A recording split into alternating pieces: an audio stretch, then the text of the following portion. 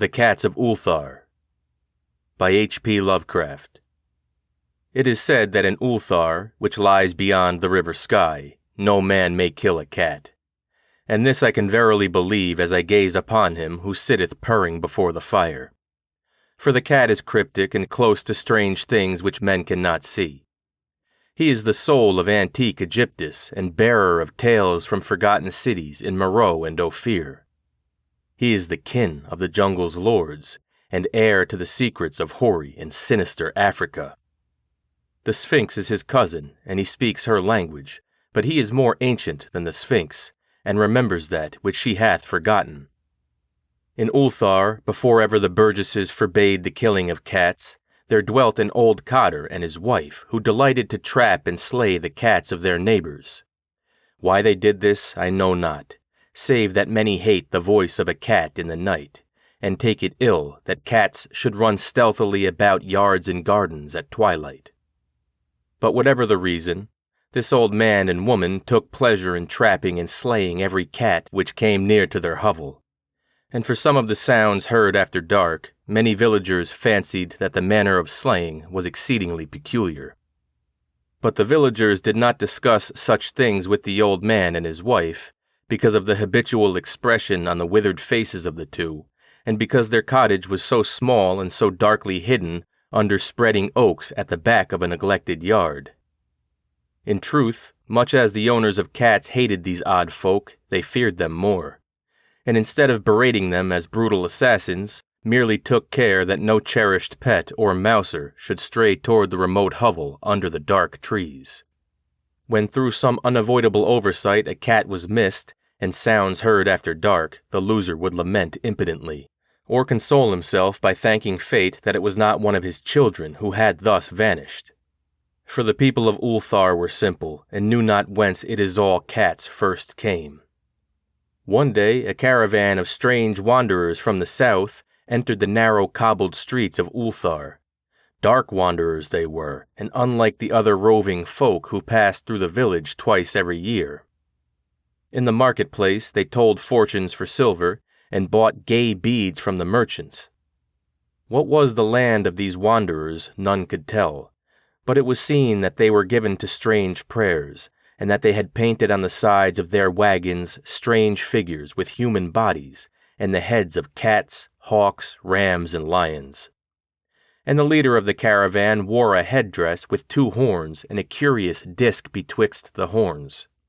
There was, in this singular caravan, a little boy with no father or mother, but only a tiny black kitten to cherish.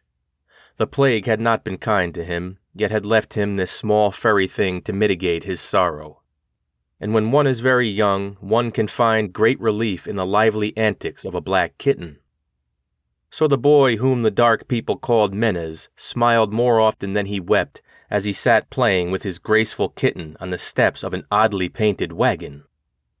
On the 3rd morning of the wanderer's stay in Ulthar, Menes could not find his kitten, and as he sobbed aloud in the marketplace, certain villagers told him of the old man and his wife, and of sounds heard in the night.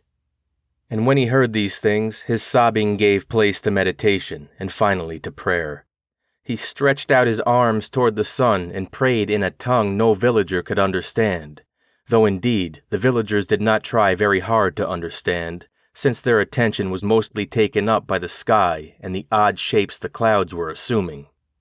It was very peculiar, but as the little boy uttered his petition, there seemed to form overhead the shadowy, nebulous figures of exotic things, of hybrid creatures crowned with horned-flanked discs.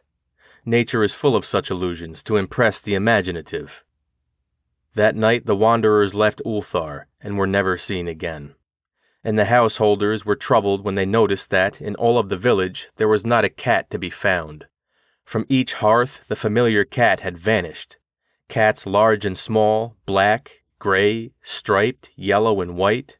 Old Cranon, the burgomeister, swore that the dark folk had taken the cats away in revenge for the killing of Menes' kitten, and cursed the caravan and the little boy.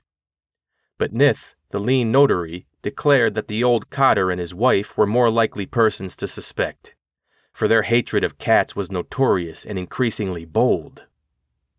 Still, no one durst complain to the sinister couple, even when little Latal, the innkeeper's son, vowed that he had, at twilight, seen all the cats of Ulthar in that accursed yard under the trees, pacing very slowly and solemnly in a circle around the cottage, two abreast, as if in performance of some unheard-of rite of beasts.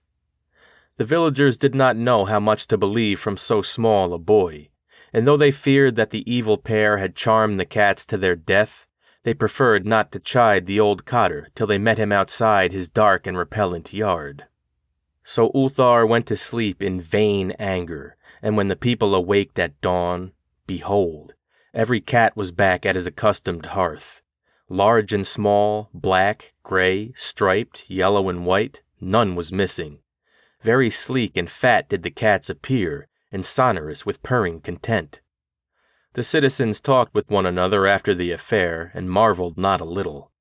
Old Cranon again insisted that it was the dark folk who had taken them, since cats did not return alive from the cottage of the ancient man and his wife. But all agreed on one thing, that the refusal of all the cats to eat their portions of meat or drink their saucers of milk was exceedingly curious. And for 2 whole days the sleek, lazy cats of Ulthar would touch no food, but only doze by the fire or in the sun. It was fully a week before the villagers noticed that no lights were appearing at dusk in the windows of the cottage under the trees. Then the lean Nith remarked that no one had seen the old man or his wife since the night the cats were away. In another week, the burgomaster decided to overcome his fears and call at the strangely silent dwelling as a matter of duty, though in doing so he was careful to take with him Shang the blacksmith and Thul the cutter of stone as witnesses. And when they had broken down the frail door, they found only this: 2 cleanly picked human skeletons on the earthen floor, and a number of singular beetles crawling in the shadowy corners. There was subsequently much talk among the burgesses of Ulthar. Zath, the coroner, disputed at length with Nith, the lean notary, and Cranon and Shang and Thul were overwhelmed with questions. Even little Latal, the innkeeper's son, was closely questioned and given a sweetmeat as reward. They talked of the old cotter and his wife, of the caravan of dark wanderers, of small Menes and his black kitten, of the prayer of Menes and of the sky during that prayer, of the doings of the cats on the night the caravan left, and of what was later found in the cottage under the dark trees in the repellent yard. And in the end the burgesses passed that remarkable law which is told of by traders in Hatheg and discussed by travelers in Nir, namely, that in Ulthar no man may kill a cat.